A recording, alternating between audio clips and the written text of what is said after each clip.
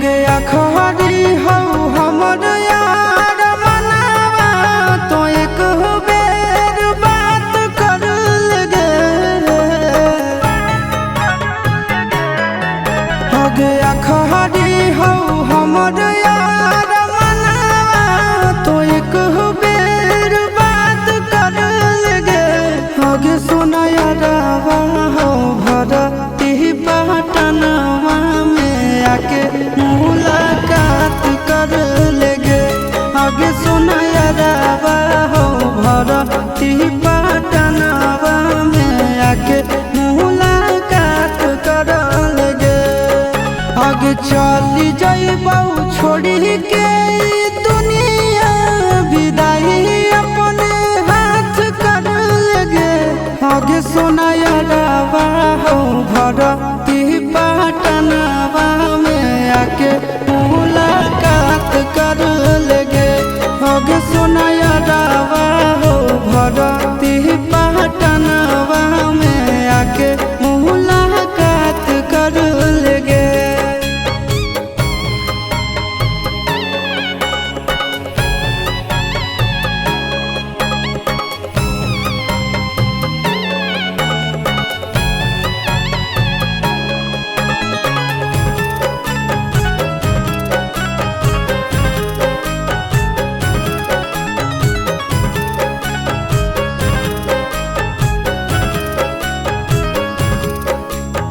मरे घर पनिया पिलाई दी है जान गे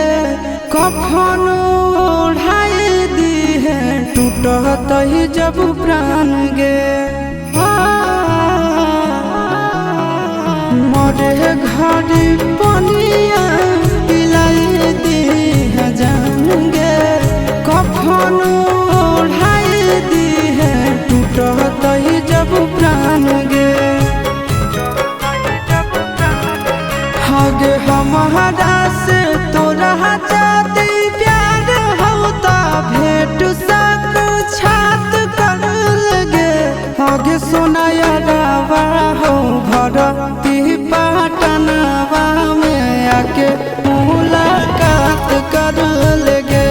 आगे सोना यारावा हो भरती पटनवा में आके मुलाकात कर लेगे।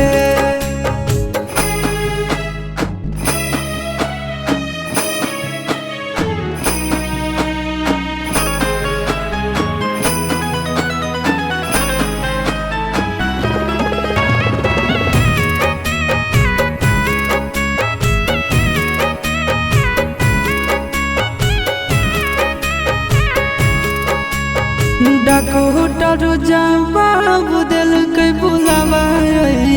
मौत के देखी के चेहरा जानू चल जाई है लौट के डॉक्टर जवाब दिल के बुलावा मौत के देखी के चेहरा जानू चल जाई है लौट के आगे अमन आलम गेला आशीष नंदन से औरी विश्वासघात कर लगे